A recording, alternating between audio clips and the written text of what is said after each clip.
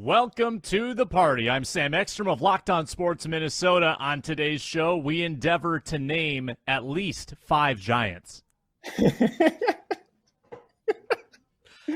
have a message on behalf of PETA for Luke Braun. Zoe and Zeddy are chewing up the walls because they need more space. Free Zoe and Zeddy. And I'm Luke Braun of Locked On Vikings. No, they're in there to protect me, not to protect them. I'm just saying, Bugs Plenty Bunny more rabbit carrots. talk, and we might even talk football coming up next on the Minnesota Football Party. Locked On Sports Minnesota Podcasts. It's endless Minnesota Vikings talk with the diverse voices of your local experts. It's time for the Minnesota Football Party. It's your guys hanging out talking next-level Vikings football. So join in with Pro Football Network's Arif Hassan, Locked On Vikings Luke Braun, Superior Sports Talk's Luke Inman, and Vikings insider Sam Ekstrom, plus the biggest names in Minnesota football for the Minnesota Football Party. And it starts now. Welcome into another Minnesota Football Party on Locked On Sports Minnesota. Glad you're with us today. We're free and available wherever you get your podcasts. You can find us on YouTube at Locked On Sports Minnesota. You can find us on the Roku or Amazon Fire apps. I'm joined today by a trio.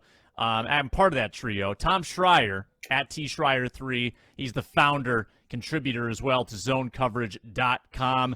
Luke Braun, contributor to that website, by the way. He's at Luke Braun NFL. He hosts Locked On Vikings and the Locked On Vikings postcast. Ron Johnson joins us mid-show as he does every Thursday. We also expect to be joined in progress by our regular panelist, Arif Hassan of Pro Football Network. On today's program, what are the lingering lessons from Vikings Colts and the colossal comeback? Why have the Giants become more frauds, and the Vikings have continued to win, the two teams that nobody believed in at the beginning of the season? And we talk about the possibility of KJ Osborn, wide receiver 2. We'll get to that in the 4-minute drill. But we start with Vikings Colts. Tom, we didn't get your take on Monday, so let's get your take today. Vikings Colts, what is staying with you from Saturday's epic comeback? Defensive improvement. I know Braun wrote about it, and I just steal Braun's takes usually, at least his knowledge. That's why we have him on the website. but no, in all seriousness, I think like when they were up, the Colts up 30-0, the Vikings had only given up 144 yards of offense and 1 touchdown, right? You're talking a pick six, you're talking about block punt. Defense held in critical spots with bad field position, and I think that was enough, obviously, for Patrick Peterson to walk in the locker room and say, hey, we only need 5 touchdowns. And apparently they could score 5 touchdowns, but in the second half. But yeah, it was defense improvement. I don't expect it to be locked down. I knew that there would always be kind of a shift here going from Zimmer and what he was capable of doing and the memories of that 2017 team to a more offensive focused team. And the fact that, Donatel and O'Connell in some capacity switched over to a whole new scheme that probably the players don't really fit, and you have aging guys and stuff. So didn't come in with a ton of expectations for the defense this season. Obviously, they failed to meet them in a very serious way in the last 5 games. But I assume if they can kind of hold this together, at some point this team is supposed to win with offense. I'd like someone, maybe it's Luke Braun, can do this project to figure out, like, historically, how many teams have been bottom 5 in defense 3 straight years, and how many wins do they have? Because I feel like the Vikings now for 3 years are kind of overperforming how bad their defense has been. Luke Braun, what lingers with you? What stays in your memory? What did you learn, I guess, from Vikings Colts? It is kind of the same thing Tom was talking about. They were a man coverage team in that game, and that's wild for them. They have not been like a cover one, let's just man up and beat the guy across from us kind of team at all this year. They've been soft zone, too high shell, all that like super umbrella stuff. But in that game, they just kind of lined up and won. That's wild. And maybe they can do it again against the Giants, who have just as bad a wide receiver core. That's kind of what I can't get out of my head is, did they just figure out how to cover? If so, or even if they finally got another page of their playbook, because they only had about 2 this whole year. And they got a third one. That's great. I mean, it's so funny. Like Patrick Peterson keeps saying, well, the Ravens won the Super Bowl with like this terrible offense and really good defense. Like basically saying you can have this like really unbalanced. I just don't think the offense has been that good, and the defense can't be that bad for them to even win in the first round of the playoffs. And Donatel, I love Donatel. I think he's like there's some culture aspect to him. Obviously, at some point he's going to have to coach a little bit better. Or the team can't give up 400 yards in every game. But he keeps saying you can't use the yardage to measure it. It's heart, it's intensity, it's grit when they're by the goal line. That press conference was the boomerest press conference I've ever seen. Oh my God! Was this yesterday? If you haven't watched it yet, yeah. Give me the TLDR. All right. He spent like 3 minutes just talking about how you like can't measure heart. And it wasn't like an analytics thing. It was all just about, it was like this old guy, I love you guys kind of thing. It sounded like something that like a drunk barfly who's like a little bit too touchy would say. It was amazing. I mean, here's the thing. He always comes in super positive. Even so, the last one wasn't as intense, but the one obviously after he'd given up an NFL record amount of yardage, like there was a lot of media sitting in that room, and he always comes in. He always like breathes in the air. And it's kind of like this moment of zen, and like at least in this latest one, he's like 103 years of football, man. Never been a 33-point comeback. And I was like, I'm glad he can stay positive. Having said that, like obviously at some point, like I don't know if it's a personnel thing or whatever it is. I know Donatel's famous for like a 4th and 26 play in 2005 or whatever, but like whatever it is, they're going to have to fix this. But I do give him kudos for being positive through all this. So defensively, I think we all agree, good performance. I mean, 4.3 yards per play, very nice. Passing yards under 200, held them to field goals 3 out of 4 times in the red zone. That's all good. The Colts are absolutely punchless in the way of weapons, and they lost Jonathan Taylor after 2 seconds. So it's not as if the Vikings stopped the greatest show on turf here. However, are the Giants, in fact, more punchless than the Colts? They bring in Barkley, and that's it. So Barkley is sort of the equivalent of Taylor, and the Vikings didn't have to face Taylor. But let me give you the top 5 yards from scrimmage guys on the Colts and then the Giants, and you tell me who is worse. So for the Colts, it's Taylor, Pittman, Paris Campbell, Alec Pierce, and Deion Jackson. That's their top 5. Giants, Barkley, Darius Slayton, Daniel Jones with his legs, Richie James, and I'm squinting here, Wan'Dale Robinson. Who is the Good Lord. the more punchless 5? I mean, here's the thing. Braun's going to give you the right answer, so I'll start with the wrong one. I still think the Giants are more dangerous. You had like Matt Ryan back there who is like immobile. I know we talk about immobile quarterbacks, but dude, he's old. And like, I understand like they got some sort of rushing or like running attack on or whatever, but Daniel Jones, I do worry a little bit about like the dual threat quarterback against the Vikings. Like we have to think back, even like, stats you don't see, like Justin Fields taking off and burning the defense, and it was like a holding call or something that held it back. Like they've just had trouble in those situations, and guys run on them. So I don't know. I still think that as much as Matt Ryan's more experienced and probably a technically better quarterback, Daniel Jones's legs and the fact that they can run Barkley against the Donatel defense, it seems like more of a threat to me.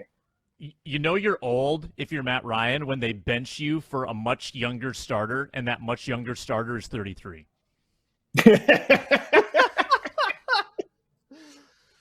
Yeah, I think it has to be. God, Jesus, this is awful. The skill players of the Giants are more punchless, I think. But I think just because of the difference at quarterback, like Daniel Jones, he's played a lot like Matt Ryan played, getting the ball out quick, short passes, kind of dink and dunk. But he also has that threat of his legs, and that's like something, like that can get you out of a 3rd and 11. Matt Ryan does not have such tools. And I also think at this point in his career, he just can't make the throws that somebody like Daniel Jones can make sometimes. which is not a compliment to Daniel Jones's arm.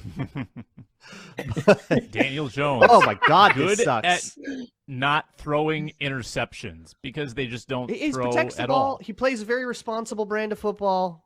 I don't know if that makes him more or less punchless. Responsible, like, I don't know. That's a compliment you give to your lawyer. But I think I'll go with here's my Colts being more punchless, just because, like, I mean, Matt Ryan has been benched twice this year. by the owner once, though. The owner did bench him once because he wanted to see that young quarterback. But I think it was like not that wrong. It was his second worst decision. But I do love Frank Reich watching that game, being like, "Yeah, the Vikings are going to break my record against you guys." But I think, what a weird day. what I wonder is, would we think about that game, the Colts game, significantly different if the special teams played better? And it feels weird just picking on the special teams, given that Joseph obviously is making the kicks now, and that Mac Daniels has kind of become a star, at least within Viking circles, and they played pretty well. And I would argue kind of were a strength, at least early in the season. But like, given the field position they put them in, given, you have a block punt against a former player who blocked it, just kind of the mishaps there. The Vikings had talked about when they were sneaking by early, they're like, well, we're a three-phase team. Like, the vicious cycle started because in the first half against the Colts because of special teams. I kind of wonder if, like, the special teams had just played better in the Colts game, we would have been like, hold on, wait, this was the blowout, right? And that sounds insane, but look at what happened in the second half. So maybe the Giants is the chance to rectify that, fix the special teams, have your first blowout of the year. All right, we bring Arifas on into the mix in one moment. First, I'm going to tell people about betonline.net, the number one source for sports wagering info, stats, news, and analysis. We track the lines every week at betonline.net in the NFL. The Vikings are favored by 4.5. Money's actually coming in on the Vikings instead of the opponent. Imagine that. Favored by 4.5 at U.S. Bank Stadium. You can get all the lines for college bowl season as well. The Gophers play in a week against Matt DeBritz's Syracuse Orange. If you love sports podcasts, you can get those at BetOnline as well. It's the fastest and easiest way to get your betting info. Head to the website today or on your mobile device. BetOnline, where the game starts. Arif Hassan joins now. Hey! Arif, we were just going to talk about fraudulent football teams and not necessarily the Vikings. The Vikings and Giants were both 6-1 at one point. They were both considered to be frauds. The Vikings, for the most part, have kept winning. The Giants have come back to earth. Why did the Giants regress? And what have the Vikings done to stave off that regression? Okay, so if you take a bunch of teams that are playing unsustainable football, and you say, hey, these teams are going to regress, not all of them will, just by the way variance works. That's part of it, right? Part of it is just you take a bunch of teams and you say all of these teams will regress. You could be right about your analysis on all of them, but some of those teams are just not going to regress as much, at least by the measures that you use, for example, like wins.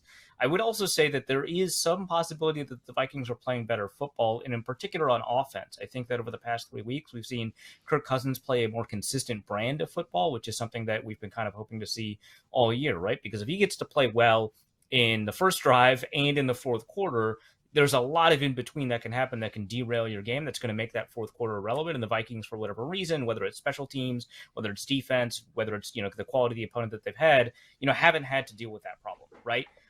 And so when the concern was when they go up against, these teams in the playoffs, they won't be able to overcome those problems that occur in the second and third quarter. Well, now they're playing a little bit better. And I think a lot of that has to do with what they're doing offensively. I think that Cousins is playing a little bit more in time. He's playing a little bit more accurately. I remember at the beginning of the season, we were talking about how, Cousins was actually playing a lot less accurately than we're used to seeing from him, right?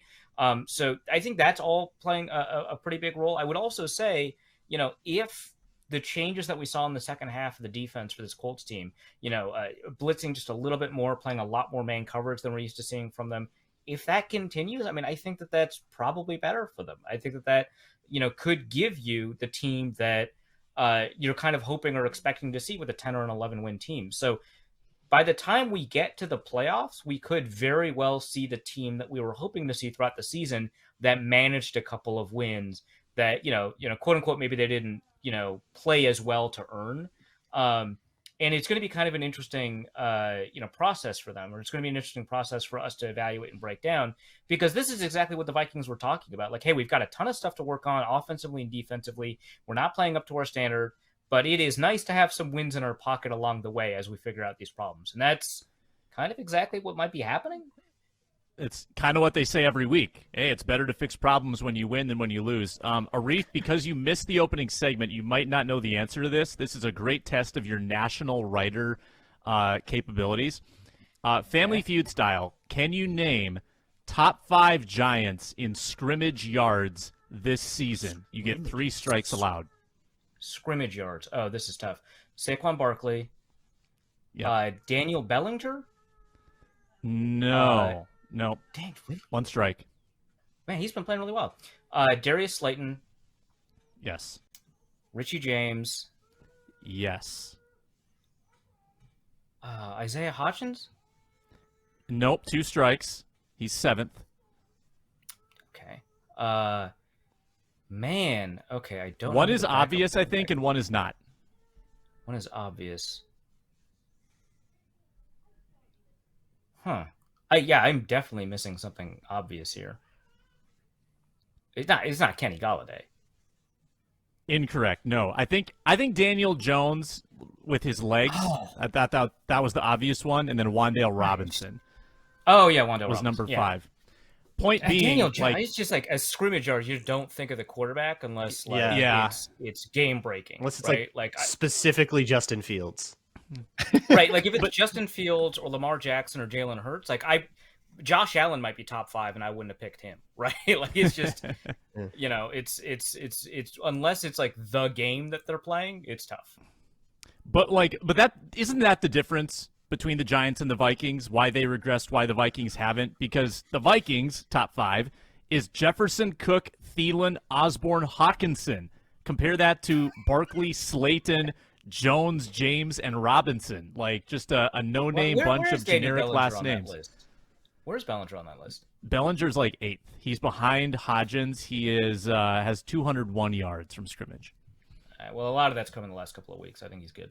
But yeah, that probably plays a role. I think also the fact that their secondary keeps on getting banged up, right? They lost Adoree Jackson, I think, to an injury. They lost Xavier McKinney to an injury. I think it was a hand injury. I mean, that all plays a role, right? So I think that's a big part of it. But it's not as if the Vikings haven't had their own injuries that they've overcome, whereas the Giants haven't. So I think also the Vikings, in some areas where we didn't expect them to be deeper, a little bit deeper, at defensive back, I think that, seeing Duke Shelley and Nikhil Evans play up to the level that they played at when they were called upon was nice. The Giants didn't really exactly get that. And also, you go down, they didn't have Wan'Dale Robinson for a good chunk of the season. They didn't know how good, like I said, Daniel Bellinger was. So going down that list was pretty bad for them. Whereas for the Vikings, I mean, the receiver group's a little bit better. They haven't had too many injuries there, but just their depth at the places they've been injured has been a little bit better, which is interesting because that's the thing that we've been criticizing, I think, throughout the season, especially along the defensive line when they've had to call upon those guys. But, the Giants, that roster's in a bad spot. Speaking of wide receivers, why don't we do a 4-minute drill? Here's the prompt, and then we'll run the animation. Would you be comfortable passing the baton to KJ Osborn as a wide receiver 2 next year if things don't work out contractually with Adam Thielen? That's the prompt. It's the 4-minute drill. Start the clock. It's time to execute the 4-minute drill. Our guest, Tom Schreier, can get the first crack. You've got 1 minute on the clock to make your case. KJ Osborn, wide receiver 2?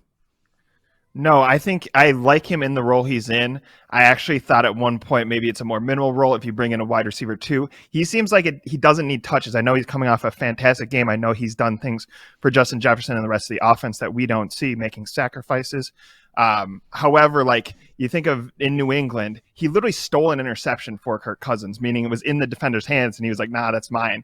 I think he's capable on third down. He's capable if you wanted to go in the red zone. He's a guy you want to be in the mix and part of the roster. Made an incredible leap from being essentially a 5th-round bust, a guy who wasn't a great returner in his rookie year to having a great camp and stellar play in the second, but I wouldn't make him wide receiver 2. All right. This is kind of a situation where it's like, what do you trust, the numbers or your lying eyes? And it is really tough. What's the truth here? Because Osborn's been playing really well, on the film, and in the offseason we're able to watch him, in training camp and stuff like that. And the thing is, I think the Vikings should probably make an investment that would allow them to produce a wide receiver 2 without necessarily committing to a wide receiver 2. It's like a first or second round pick at receiver doesn't make a ton of sense to me, but a third or fourth round pick to compete with KJ Osborn I think would make a ton of sense in case Osborn isn't playing as well as it really seems like he is on the film. But I really like, he seems to have more speed with the Vikings than he did in Miami or at Buffalo, right, when he was in college. He's playing with a lot better in terms of ball tracking, something that he just didn't really have a ton of, and obviously he's a much better route runner now, but most importantly, he's just getting open, right? Whether it's because of his speed, his route running, whatever, he's getting open. And, maybe in Vikings camp, it was tricking me because the Vikings defense was worse than we thought, but you take a look at the film and he's actually doing a pretty good job getting open. But I wouldn't trust him to be the wide receiver 2. I would just say, hey, there's a strong possibility he could be wide receiver 2. If not, we're going to make a moderate investment in a receiver, a guy that you'd be comfortable with being a wide receiver 3, a guy you'd be comfortable with being a wide receiver 2, but I wouldn't give him the job outright. Braun. I love what KJ Osborn has done this year. The clutchness of it all, game winners and all that. I absolutely adore what he did in this comeback. I think he sparked it. Eric Hendricks has said as much. Wide receiver 2 is a lot for him, for me to believe in with him. I think he's been good this year, though a little inconsistent. There have been games where he has struggled to get separation. Just a couple of them, but that's enough to give me a little bit of pause by making him the next guy up. What if Justin Jefferson gets hurt? Now he's wide receiver 1. That's part of that job. And I feel a little nervous about that, about the offense, having to go through him. I think if Thielen, retires or whatever, and you're thinking, well, do we pay for a wide receiver 3 type or a wide receiver 2 type? I would say he gets a chance to compete for the wide receiver 2 job, I think, but I think giving it to him outright would be an overestimation of what he can do.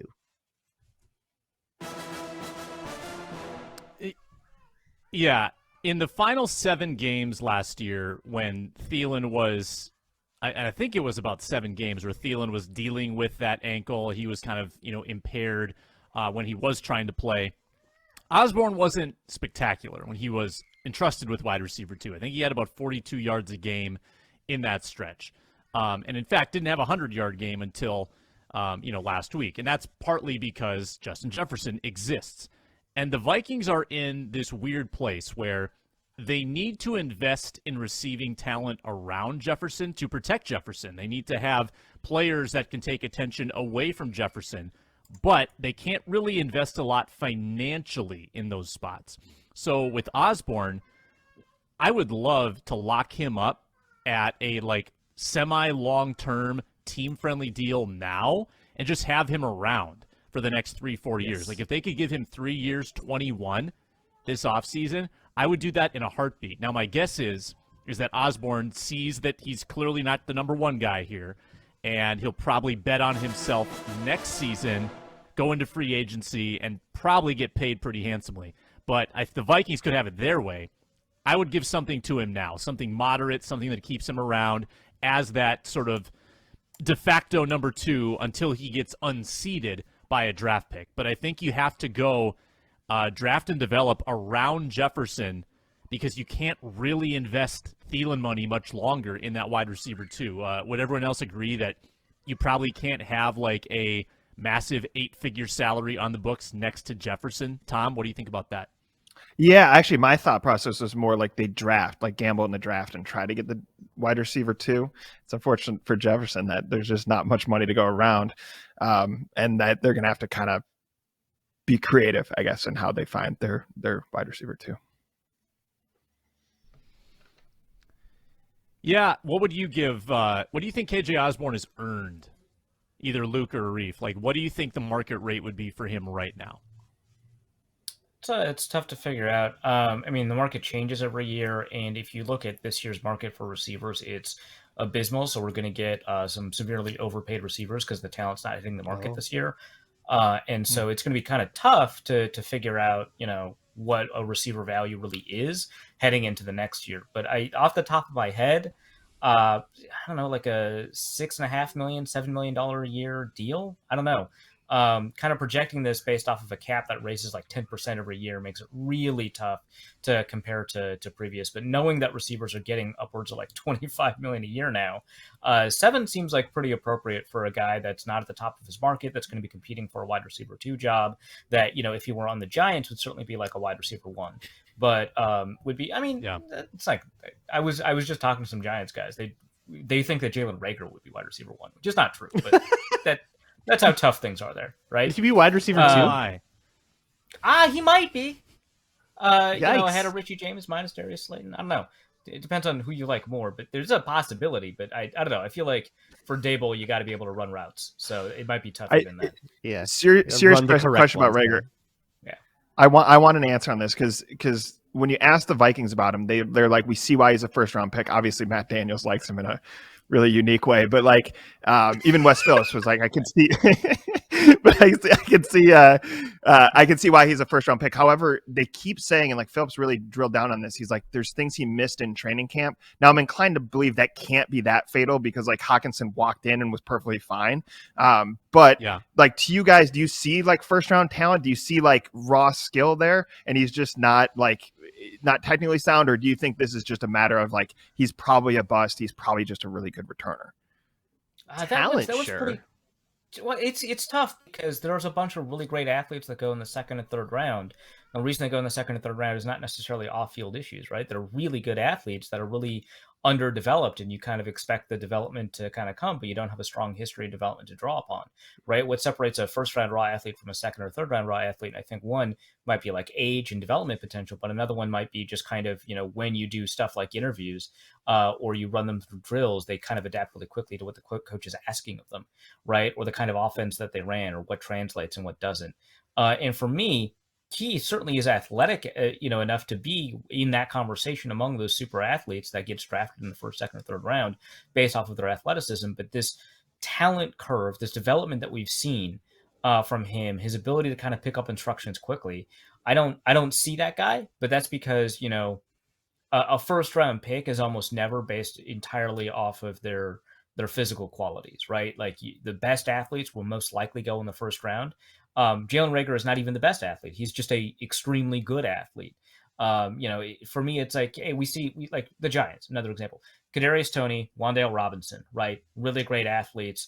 Would you take them over Reagor? Knowing what we know now, maybe, but it's really just kind of a question of can you teach them something quickly and have them pick up on it, and for you to be able to trust that in big situations. A lot of those first round picks, that's true even if they end up busting, right? Cordero Patterson actually, I hear he wasn't like remarkable in interviews, but he did pick up some stuff pretty quickly, right? And so first round pick, super athlete.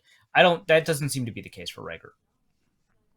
I would He's take run like Reagor 36 routes as a this wide year. receiver prospect over Treadwell and Patterson. Now, Patterson has reinvented himself, but as a pure wide receiver, I think I would still take Reagor just based on his tools. However, Luke, maybe you saw this, and maybe Arif, you did too.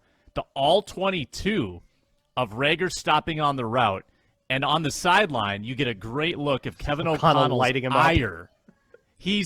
I've never seen him mad at a player like that, like he was at Reagor in that moment. And I thought that was pretty telling, because usually that's like a boy. If Justin Jefferson makes that mistake, he's not getting that reaction. I mean, that's a repeat mistake. And it also it's left over from the previous interception. Yep. Yeah. Luke, I interrupted you. What were you going to say? Yeah. How many times has Reagor done something like this? I can think of 3 off the top of my head, but I don't think that's it. He's run 36 routes. So he's run 36 routes, and he's made 3 at least critical errors, is what you're saying. Yeah, that's horrifying. I don't care if you're the Flash. He keeps running the wrong route. That's you can't put that down. So I was going to say, like, is the Cousins one the pick 6? Is that an option route? Is that he can stop there and he can move, or is that he just supposed to stop? Option is such a difficult word to use for some of these routes, because sometimes they won't call them option routes. They'll just say it's a zone, sit, right? You have to read the defense. And like option routes sound very similar, right? Yeah, option routes sound very similar, but they're based off of leverage, right? And they're based off of decisions that the quarterback and the receiver kind of make together. Here, it's in the play, right? That, against the zone you sit, right? It doesn't make sense to cross, their face in a zone, right? It makes more sense in man coverage to beat the trailer, right? So it's not really an option route, but you do have to change your route based off of what you're seeing. The thing is, if you cannot read a defense, you cannot play a receiver. And the other interception, you think he was like a fourth read or something, and he didn't think Cousins would progress to him? Like, I just don't understand why he's just stopped running there. I don't think anyone understands. I don't think he tracked the ball. Oh, I don't think he got his head turned and he lost sight of where he was. That doesn't make sense. If you don't know where the ball is in that situation, most receivers would keep running because, again, this is about crossing face. If you're in a deep zone, you cross the safety's face as middle of field close, you keep going. You've got them beat, right? Because their leverage is gone. They have to flip their hips. It is like in that situation, you very rarely would have a reason to stop your route. So if you can't see the ball, you better race to the pylon because that's likely where it's going to be. I don't think it's. But doesn't that explain why KOC was upset because of the size of the error? Yeah, but that's what I mean. It's like if you don't see, like it can't just be because he didn't see the ball. Is what I'm saying. Maybe he didn't see the ball and he made the wrong decision based off of that lack of information. But like that heuristic is wrong. That thought process is incorrect. That sounds like so totalitarian to say it out loud like that. But that's like the wrong way to think about playing that route. On that kind of concept, which is like I know it is like a Yankee. I know they have a different word for it. I don't believe that is one where you're like supposed to sit if it's too high safeties. I think that's one where you go at the pylon because the goal is to get one of those safeties in conflict. So you go at the pylon and sitting down on that. I don't know if he lost the ball or if he sat, but I do not believe that is the play. I think the other one, it's a leverage thing, and it's am I far away enough? Did I split these guys enough? I'm trying to find a soft spot in a zone. And I think Cousins, he just wants you. At Ron Johnson, he's coming on. He said it on his show. You got to just play basketball. And he just said, you've got leverage on him. You've got space on him. You're standing right in front of him. Box him out. I'm going to put this ball right on you. And then he drifts away. Yeah, JT O'Sullivan said the same thing. Like you talk to any former player about that play that has offensive experience, they say the same thing. So it seems like a pretty universal thing on that first pick. That second one is like the only thing I can think of is that if Reagor starts his route out wider and it is a middle of the field up like a split safety, you're supposed to angle it up a little bit towards the post maybe, but only like he's running from the slot, right? Like that doesn't make any sense. Yeah, I looked hard for something where it's like a sit or like a zone or something. I couldn't find it. I don't know. Maybe there's something else in their playbook this year, but I think he just beefed it. Yeah, I mean, if it was understandable, I don't think O'Connell would do what he did. Yeah. Right. Ron Johnson coming up in a moment. Before that, I'm going to tell you about Built Bar and the most wonderful protein bars on the planet. You can get the following and just put them in your stocking for yourself and just say that Santa brought them for you. White chocolate peppermint granola. Yes, please. Candy cane brownie puff. Just load up on these unbelievable, reimagined, universally loved Built Bars. They're revolutionizing nutrition, bringing you joy with 100% real chocolate, 17 grams of protein, 130 calories. Sink your teeth into that, change your life. They're the best protein bars in the universe. They're magical for a magical time of year, and you can get a bunch of them at Built.com with the promo code LOCKEDON15 for 15% off. Get 15% off your order right now by using the code LOCKEDON15 at Built.com. Let's see who was lucky enough to get invited to today's party. It's time to meet our guest of honor. His name's Ron Johnson. He hosts the Ron Johnson Show, and he's on Twitter at 3Ron Johnson. He joins us every Thursday on the Minnesota Football Party. Ron, are you itching to unveil the whiteout swag for the game on Saturday? Have you shown it to anyone yet? I'm not. Everybody saw it. I'm not itching. I'm actually itching to unveil my Roll the Boat bag. I went to Gophers practice today, and PJ Fleck hooked me up. He hooked your boy up with a bunch of stuff. I got some shirts. I got a hoodie.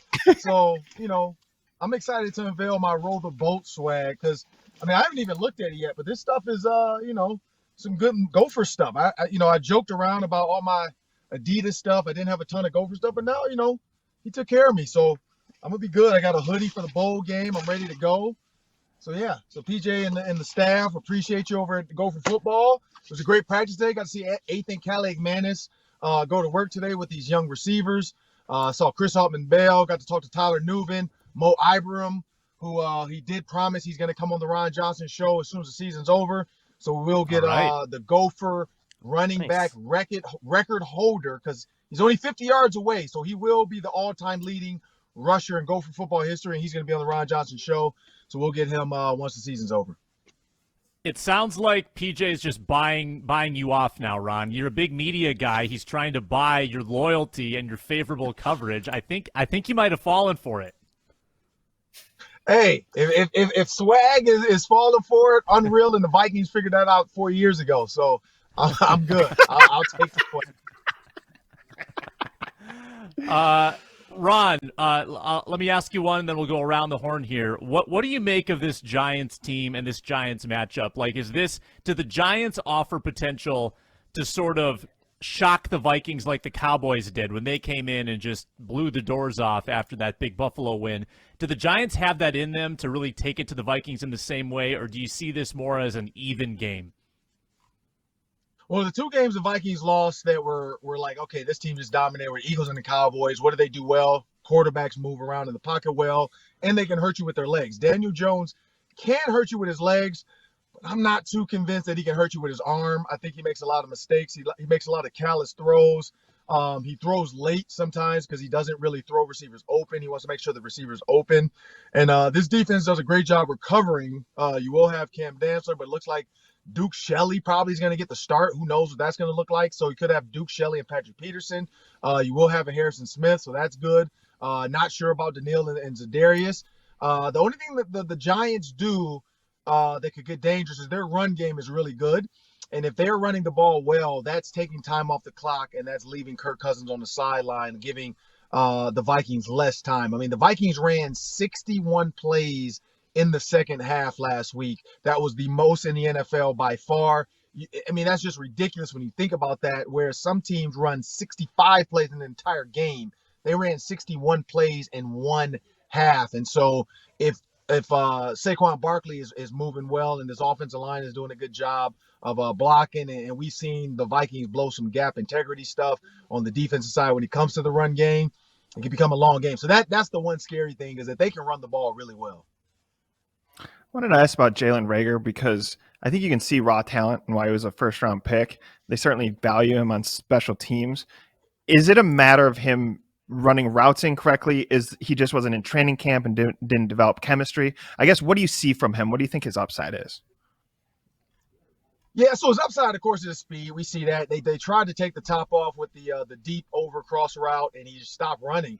The problem with the deep overcross is it's about 4 seconds. And so sometimes that internal clock as a receiver, too, when you run, and in his mind, he's running and he sees a DB in front of him, and he just assumes, like, oh, I'm covered, it's going somewhere else. And Kirk's like, no, I'm going to give you a chance, bro. Like, keep going. Like, it's you and this guy one-on-one. I think you make that play. And I personally think if Jalen Reagor keeps running, he makes that play. Like, he makes that play in front of the pylon, probably steps out of bounds, maybe gets a pass interference, because DBs aren't that smart when they're in open space. It's like when you see white girls in scary movies. An easy option is just jump in the car with your friends and you fall over the blade of grass that's all the way over there to the right. Like, that's where Jalen Reagor went with that. Because we know it's not the black girl. The black girl probably dies in the credits. Like, at the very start, the black girl gets stabbed, and she didn't even wake up yet. She didn't even get a chance to say one line, and her white roommate wakes up, and she's like, oh, my roommate's dead. What's going on? And instead of, like, running, she sits there with her dead stabbed roommate, and then they try to figure out who stabbed her. Like, we got to figure out who this killer is on campus. No, you got to get on the flight and go home, crazy. Like what's wrong with you? But anyway, unbelievable analogy. Yeah. Is that a movie? Is that a specific movie, or did you just? That's clearly an accumulation. That's a history. Yeah. Yeah. The birthday movie where the girl keeps dying, Death Day, I think it was called, where it was her birthday and she keeps dying over and over and over again, and she has to like solve her own crime. That was one of the scenes. Like she woke up and just like tripped. I'm like, how do you just trip waking up? And then like, anyway. So That sounds like a great movie. Oh my gosh, she dies like Yeah. 80 different ways, and one of them she just like trips out of bed. That's so good. yeah, she just and then she gets stabbed there waiting on it. But when you think about the DB on that play, like he couldn't believe it either. He's like, "There's nobody over here, and you're throwing it to me." Like, appreciate this, Kirk. But Jalen Reagor, in my opinion, too. I heard you guys talking about the middle of the field route. When you're in the slot and you have another guy inside of you, both of you have hooks. If it's man, you do uncover, so you can uncover a little bit right or a little bit left. It was zone, so there was no reason to uncover. I think what Jalen Reagor felt was the dude behind him, and he thought it was man, not realizing it's two high safeties. It wasn't two man. It was like a two-man shell, and the guys just stayed in their area. So that was just and I've been there before too. I've run a shallow before against the Tennessee Titans. I'll never forget in the Ravens. And Kyle Bowler probably is a walk-in touchdown if I just keep running. And I thought it was zone, and I actually stopped. And the guy was on my back. And all I had to do was kind of, hesitate, keep going, and it's a walk-in touchdown. And I just read the coverage wrong. So it happens. It happens to young guys. It's one of those things, though, yeah, like part of it is newness. Part of it is chemistry. And part of it is, honestly, though, like TJ Hawkinson's not having those issues. Part of it is just he needs to get into the playbook a little bit more. Like TJ Hawkinson said, I don't want to be tagged. I want to know all the plays. We're not seeing those mistakes with TJ Hawkinson. So Jalen Reagor just has to, some guys have to spend a little bit more time with the coach, in the film room, with Keenan McCardell. Like, that's what's going to happen. You mentioned, the 61 snaps in the second half. I think they played like 90 snaps over the course of the whole game. When that kind of happens, is the practice the next week? I mean, it obviously depends coaching staff to coaching staff, but do they, ratchet back the practice because of the recovery that you're going to need for the next week because the playoffs are coming soon, that kind of thing? Or is that just kind of wow, that's pretty tough. We're running 60 routes today. Good luck. Like, how does that work with the Vikings, and how does it work with your experience? Yeah, I think every coach is different, but honestly, it's week 15. So if they ran 50 plays or 500 plays, I think practice is going to be dialed back anyway. When you're this far into the season and you're guaranteed at this point a playoff spot, you kind of do ratchet it back a little bit. I think you pump it up Friday, and so PJ Fleck does this too. They call it Fast Fridays. You pump it up a little bit Friday, no pads, but you run full speed. You get the heart pumping and the body going just for a little bit. And maybe the Vikings do it today on a Thursday. But it is Thursday, right? Yeah, it's Thursday. I got to get my days right in the holidays. It always throws me off. But you pump it up one of those days. So today might be the ratchet up day where they go really, really fast. No hitting, but like, let's go full speed, fellas. Let's get the timing down. Friday, maybe the light walkthrough and then go to the hotel and then play Saturday. But I think the biggest thing with that is it is what it is with the NFL. Like, if you get 90 plays, thank God. I think the key to that, too, we're forgetting is the defense was getting off the field. Like, the defense had the number one second half defense in the NFL last week. They hadn't been number one in the NFL since, 2018 maybe? So they had the number one second half defense in the NFL. When you talk about plays run against them, you talk about yards gained, and you talk about first downs. Like, they were number one. So that was another part of them. That defense turned it up, and they realized, like, we got to get our offense back on the field so they can keep scoring. Because when you get 2 touchdowns, now the defense believes. They're like, oh, shoot, okay, let's go. Let's get them back on the field. So it was a collaborative effort. Like, it wasn't just 60 plays on the offense. It was also the defense getting off the field and stopping the Colts. And maybe Jeff Saturday choking a little bit, not running the same plays he ran in the first half. Who knows? But at the end of the day, it was collaborative. But, yeah, you're going to rest. That's a lot of plays for an offense to run. You're going to rest. We were talking about KJ Osborn and potentially being wide receiver 2. I'm curious to get your thoughts on that topic. Would you trust KJ Osborn as a wide receiver 2 if Adam Thielen were to retire or leave or whatever? Do you think he could take that mantle? Yeah. No, for sure. I think he can take it now. I think with Adam Thielen's injury and kind of being, hurt, when you see him get hit in the ground, he limps off, gets the trainers, just gets back, which means it's a bruise. When everybody lips off and they come right back, that just means it's a bruise, got a little stinger, or something in the knee or whatever it is, and you can feel the pain. You have to get off for a little bit, let it go away, and then come back. If you can save Adam Thielen and help him stay healthy for the playoffs, I think KJ Osborn should be 2 right now. Like, he's shown he deserves to be wide receiver 2. He's shown he can handle that load. He's shown he can get the team going. I mean, his catches and his plays and his energy being down that many points, where some people, like, he caught a ball, he kind of celebrated looking at the camera. And there were a bunch of people like, dude, you're losing by 30 right now. Like, what are you doing? But it got the energy of the crowd going. It got the fans going. It got the players on the sideline going. It gave Kirk Cousins confidence to keep going to him. So, yeah, I think he deserves to be wide receiver 2 for sure this game even, because, I mean, I think he's earned it. I think he's shown, like, hey, give me the workload. I can handle it, and I can make big plays, and he's healthy. I think that's the big difference. If Adam Thielen was 100% healthy, I'd say leave Adam. But the fact that he has been hurt here and there, I'd say give KJ wide receiver 2 right now. Just let him take you to the playoffs. Osborn just gets so many tough yak yards, too. He gets a lot of tough yards, doesn't go down easily. He's fun to watch run with the football. I believe he used to be a running back in high school. I think he's got some of that skill set left in him. Okay. In closing, Ron, would you like to hazard a prediction for Vikings-Giants? Final score. It's tough. I truly feel it, and I don't know why. Because I felt like the Colts game was going to be close. I said that. I don't think there's going to be their blowout game, but I do feel like they should be able to win by 10. Like, I think this would be like a 14-24 game, or like a 30-20 type of game. I feel like this should be a game where it's a 2-score at the end. Defense just has to hold them, knowing they need 2 scores, and then the Vikings finally, like, people should be able to go home Christmas Eve. I'll be doing the fan line, but I should be able to, after the fan line, I should be able to have a couple drinks because it's nice and calm and relaxed. Sit up and watch maybe some Home Alone or something. Order 10 pizzas from Lil Nero's. Pay $122.50 for it because inflation on pizza hasn't happened. But I think a 10-point. I think get a 10-point win. By the way, I did that. I did that tweet. My tweet got 2 million. It's probably a 3 million. I haven't looked at it today. It was 2 million impressions, like over 20,000 likes and retweets and comments, because I just tweeted I ordered 10, or I was about to order 10 pizzas, and it was $122.39, which was the same as the $122.50, and I joked like inflation had happened. And then some politician from North Carolina, I think, quote tweeted me and said, "Thank you, President Biden." And I'm like, oh my goodness, here we go. And so now I'm getting crushed.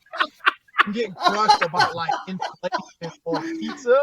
And people are literally like some verified account tweeted like, y'all are weird screenshotting your 10 pizza order just to prove this dude that inflation did happen on pizza and the size change. I'm like, and talk about shrinkflation. That's shrinkflation, mama. The pizza is smaller. And so that's why it's the same price. Like, man, I was just watching Home Alone. I wasn't trying to create like a national story about Joe Biden and inflation on pizza. You've got the pizza truthers, the inflation truthers in your DMs. That's unbelievable. Ron, good luck sifting through. Yeah, it's crazy. Yeah, that's how you love to spend the holidays. Ron, thank you for your time, and we'll see you on the round table tomorrow. Appreciate it. Oh, yeah, tomorrow, man, I'm excited. I got a good topic for you guys.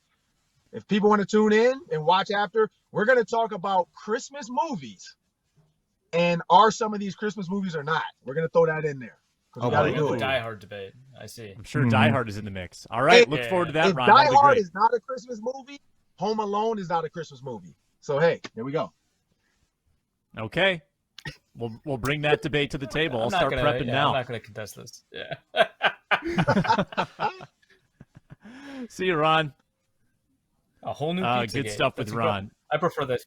Yeah, this one's a lot better. But holy cannoli, that's funny. Yeah, amazing. Oh my god! You know what's not? I was like, how did he get that I number? I think he actually tried to buy 10 pizzas. I don't know what the difference was in quality of pizza though. Like maybe high quality back then is the same as low quality now. I don't know, but. BetOnline.net gives us the lines for our betting contest. We started the season with $1,000 mythical dollars, And we've got a clear loser right now, and his name is me. Here are the standings. Arif, you lead, 744.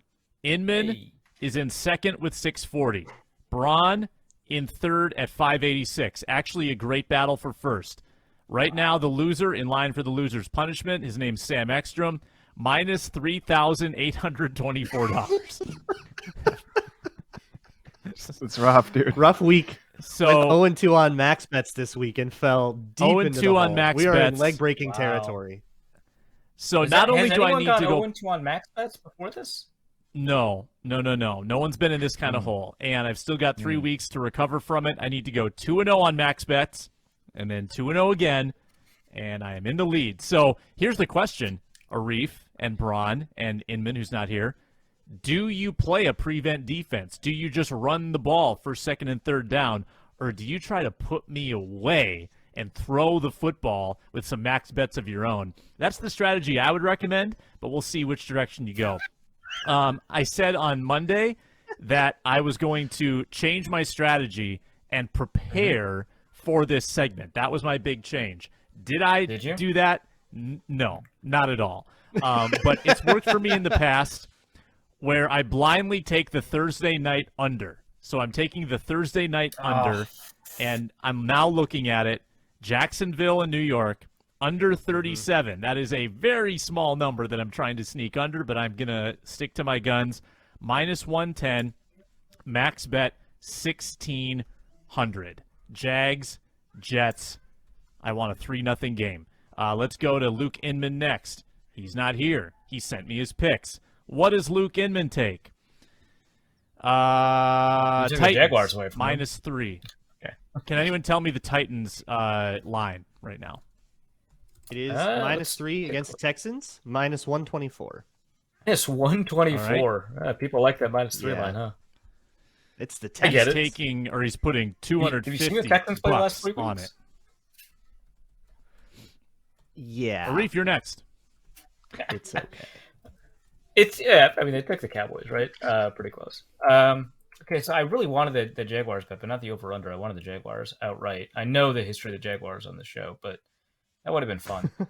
I was taking, was it the Lions? Who are the Lions playing? Because I have the Lions written down, but I don't actually know who they're playing. Panthers. They are minus 2.5. Panthers. Oh, yeah, I'm taking that. Lions 2.5 against the Panthers. Sam Darnold's fine. He's playing better than I expected, but I don't trust him. It's minus 114. I'm betting the minimum. I'm not taking the loser's strategy suggestion. That sounds dumb as hell. You're taking a knee. You're going to pay for that. Yeah, okay. You're going to pay for this. Okay, well, here's the thing. I'm not competing against you until I'm competing against you. Right now, I'm competing against the Lukes, right? Sam, when you become relevant, then I'll worry about you. You have a 33-point lead right now, and you are Jeff Saturday. Look out.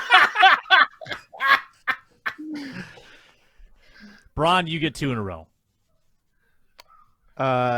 Sweet. Nobody took the one I wanted. I'm sticking with the Bengals. They're the best team against the spread in the league this year. They just won me a max bet. I'm taking them again against the Patriots, minus 3 at minus 116. I'll put 200 on it. It's only minus 3? God, that's a good one. The over-under, there are some low totals this week. Me, oh my. I honestly have no idea what to take. I didn't. Aren't there think like this far ahead. 8 negative temperatures forecasted across the league? Like it's crazy Yeah, cold. there's at least one This is what 32 that's for point outdoor over games? under. This is just 32? There's a 32 pointer. I don't yeah. see it. Saints and I Browns. see Saints and Browns. My goodness. Well, I guess I'll just stick with the same thing too. I'll just keep taking Vikings overs. 47.5. I know it's Daniel Jones. I know the Vikings defense has figured some stuff out. I don't feel very good about it, so I'll put the min on it. But Vikings have hit the over in a lot of their games, so we'll just keep not believing in Ed Donatel, I guess. Minus 113. Best record against the over-under, right? Is that okay? That works. I think they're one of the the Vikings game overs is like one of the most consistent ones.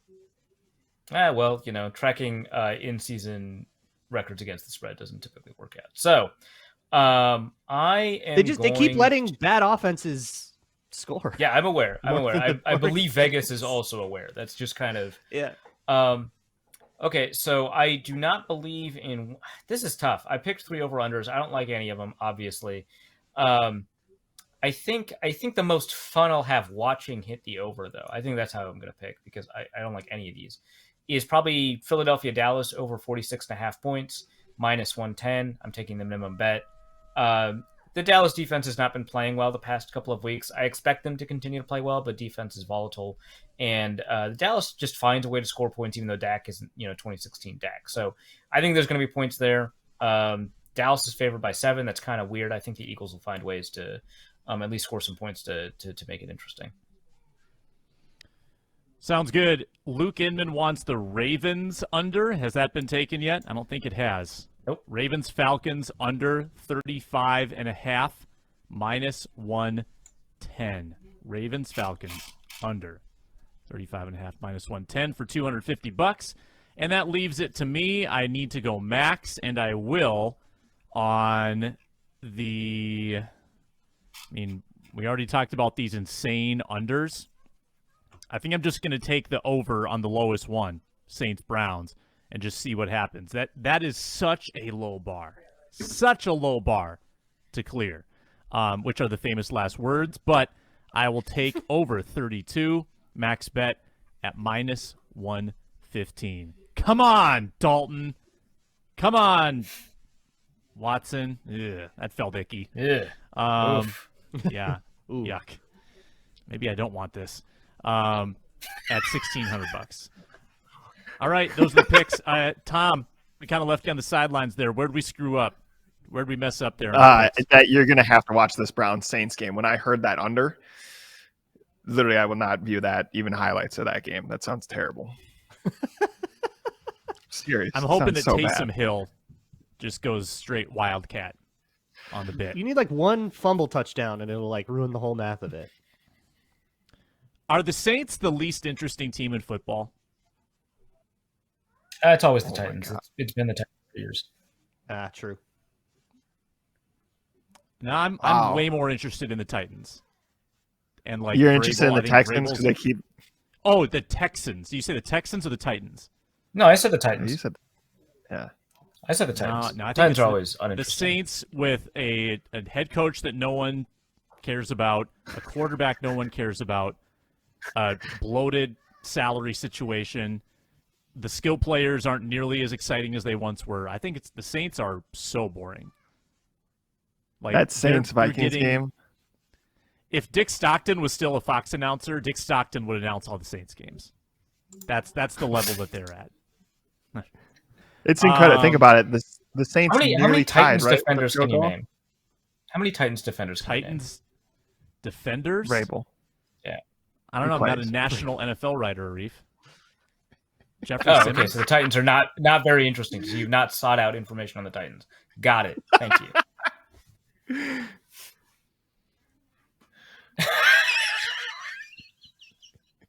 What's the next bit? What's our next segment? Guy. Party fouls. Let's run some animation.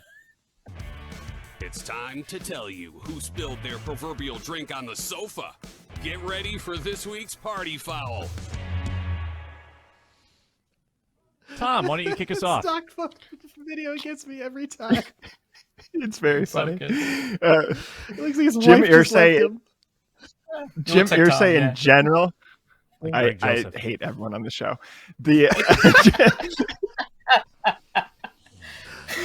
I'm trying to get a power foul out. I'm trying to answer the question. Jim Irsay in general. We're talking. I can't talk anymore.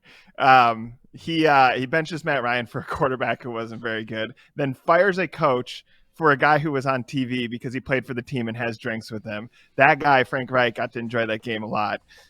Seeing Jeff's Saturday meltdown and the Vikings set a record for their comeback. Also, didn't he waver on Dan Snyder? Like, he was the hero briefly. He was going to try to take Dan Snyder out of the league, start a revolution among the ownership ranks, and now Jim Irsay on board with Dan Snyder. So that guy is like a walking party foul. He's committed many party fouls. Fantastic. That leaves me to take the easiest party foul on the planet this week. Referees. Oh my God. Easy. Thank you for leaving that one open for me. Now I don't have to think about it for the rest of the segment. The referees, obviously, they took away 2 touchdowns against the Vikings as well as 51-yard punt return. We've covered that. They also took away basically the Washington Commanders' win, right? Because they not only did Terry McLaurin ask if he was lined up correctly, right?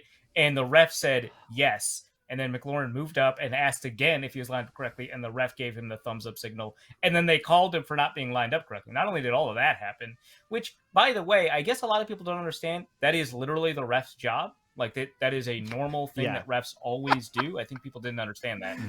They do that every play.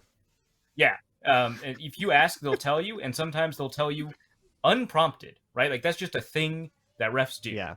That's just part of their job description. Because they don't want to throw the flag. They want to prevent the flag. That's like their teaching point. Yeah, exactly. So that happened.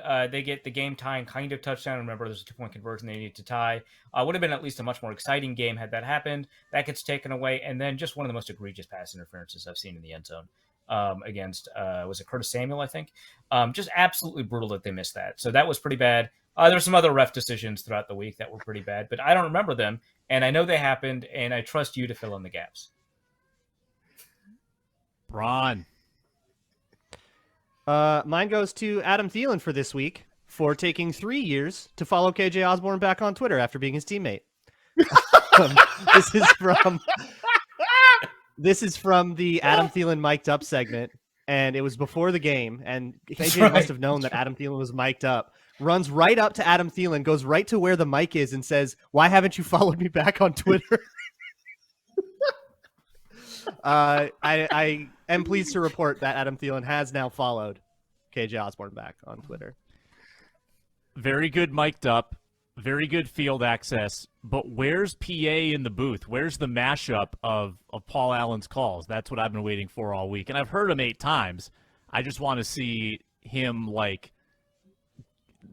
visually going crazy with Gabe Henderson and Pete Bursich. That's what I'm waiting for. As you're just tearing into Matt Hack. Yeah, absolutely. Terrible punt by the Colts. Their punter's terrible. Doesn't belong in the league. Caught by Reagor.